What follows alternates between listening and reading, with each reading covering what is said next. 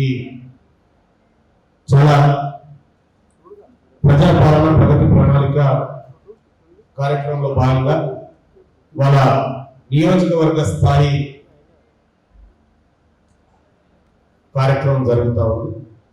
ఇందులో అధికారులు అందరం కూడా ఈ అధికారులు ఇచ్చినటువంటి నివేదికలు ముందు పెడుతున్నాం. ఎక్కడెక్కడ ఏం జరిగింది, ఏ అభివృద్ధి జరుగుతూ ఉంది, సంక్షేమ పథకాలు ఎలా వెళ్తా ఉన్నాయి అనేటువంటి అంశాల్లో చెప్తా ఉన్నాయి. ఇందులో సర్పంచులు వచ్చారు, చాలా మంది వచ్చిన సర్పంచులు చేయలేకపోతున్నాం. చాలా మంది సర్పంచులు వచ్చారు. ఎందుకంటే మీ గ్రామంలో జరిగేటువంటి కార్యక్రమాలు, మీ పట్టణంలో జరిగేటువంటి కార్యక్రమాలు కాదు. ఇప్పుడు అధికారులు చాలా అంశాలు డిపార్ట్మెంట్ల వారిగా వివరించారు కదా. ఈ అధికారులు చెప్తున్నాయని మీ ఊర్లలో అవుతున్నాయా? కావు అనేటో చేయలేనటువంటి అవుతున్నాయంటో తర్వాత ఇంప్లిమెంట్ అవుతున్నాయా? అవుతున్నాయనే వాళ్ళు చేయలేరు. ఇవన్నీ కార్యక్రమం. ఎందుకంటే ఇప్పుడు ఇక్కడికి వచ్చినాము, మీకు సమయానికి మాకు నివేదికలు ఇస్తే ఎప్పుడు స్టడీ చేస్తారు, ఏమైతుందో ఎప్పుడు తెలుస్తుంది, ఏమీ లేదు. రెండవది సంక్షేమ పథకాలు. సంక్షేమం అంటే ఏంటి? సంక్షేమం అంటే ప్రజల దగ్గర నుంచి వసూలు చేస్తున్నటువంటి పన్నులకు తిరిగి ప్రజలకు చెల్లించేటువంటి, అవసరమైన ప్రజలకు చెల్లించేటువంటి కార్యక్రమం. ఇక్కడ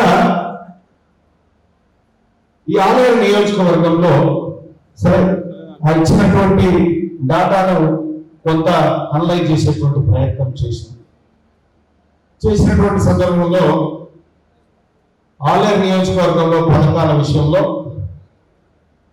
మొత్తం 3564 ఇందిరమ్మ ఇల్లు మంజూరు చేయబడితే నిర్మాణం పూర్తయిన 842 పూర్తయినట్టుగా చెప్తా ఉన్నారు. ఇంకా 141 ఇళ్ల నిర్మాణం అసలు ప్రారంభం కాలేదు అనేది దీన్ని బట్టి చెప్తా ఉన్నారు. మరి ఇందిరమ్మ ఇళ్ల నిర్మాణం ప్రభుత్వం వచ్చి దాదాపు 2.5 సంవత్సరాలు గడిచిపోయింది. మరి 2.5 సంవత్సరాల్లో మనం కేవలం 1000 ఇళ్లను కూడా దాటకపోతే రేపు ఇంకో 2.5 సంవత్సరాల్లో మరి లక్ష్యాలు ఎట్లా పూర్తయితే అధికారులు ఒకసారి ఆలోచన చేసుకోవాల్సినటువంటి అవసరం. ఇక వరి ధాన్యం విషయంలో కూడా ఇంకా 36,911.60 క్వింటాల ధాన్యం ఇంకా కళ్ళాల నుండి ఇంకా అది మిల్లులకు చేరినటువంటి పరిస్థితి లేదు. మహిళా సంఘాలకు సంబంధించి మొండి బకాయిలు నేను గొప్పగా చెప్పిన మనోళ్ళు, కానీ ఈ ఆలయ నియోజకవర్గంలో 2014 మహిళా సంఘాలకు ఇప్పటి వరకు ₹1 ఇవ్వడం లేదు.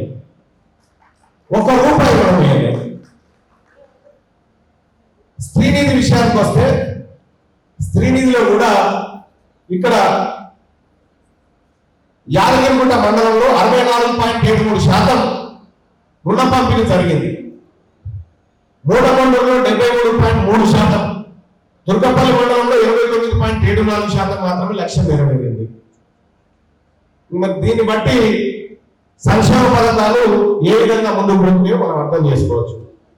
ఇక ఇందిరమ్మ చీరల పంపిణీ ఆలయ నియోజకవర్గంలో 28,644 మంది ఆడవాళ్ళకి ఇప్పటిదాకా చీర పంపిణీ జరగలేదు.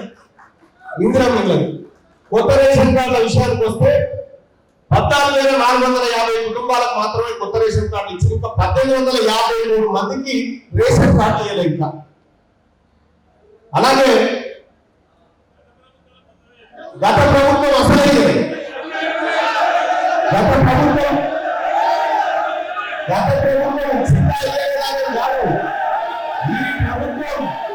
ఈ ప్రభుత్వం అంత కాదు.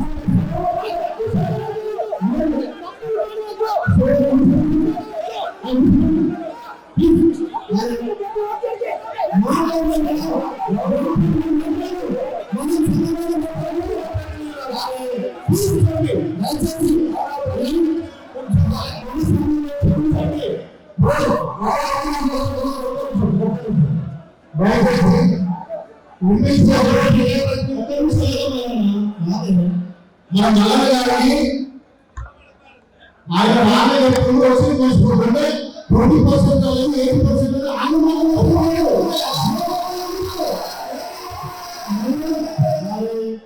నల్లలకు మీకు చేయబట్టాలి ప్రభుత్వాలకు 100 మందికి 70 మంది చేసుకుంటే 20 మంది చేయబడతారు.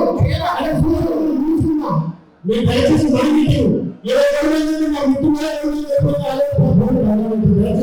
అన్ని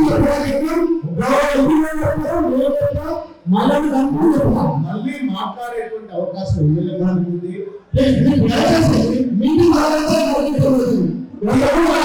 దీనివల్ల ఏమైతుందంటే మనము లేవడం వల్ల అడగడం వల్ల లెక్కలు మారుకోవు. అధికారులు ఇచ్చినటువంటి లెక్కలు ఇవన్నీ అధికారులు ఇచ్చినటువంటి లెక్కలే మనం మాట్లాడుకుంటున్నాం. ఆలయ నియోజకవర్గం మరింత ముందుకు పోవాలని కోరుకుంటాం కదా. ఆలయ నియోజకవర్గంలో ప్రతి పేదవాడికి రేషన్ కార్డు రావాలని కోరుకుంటాం కదా. ఆలయ నియోజకవర్గంలో ఉన్నటువంటి ప్రతి పేదవాడికి ఇల్లు రావాలని కోరుకుంటాం కదా. ఆలయ నియోజకవర్గంలో ఉన్నటువంటి ప్రతి రైతాంగానికి ప్రతి మహిళా సంఘ సభ్యులకి రుణాలు కావాలని కోరుకుంటాం కదా. ఇది జరగాలి, ఇది జరగాలి. గతంలో జరగలేదు కాబట్టి ఇది జరగాలని చెప్తా ఉన్నాము. ఇంకా జరగాలి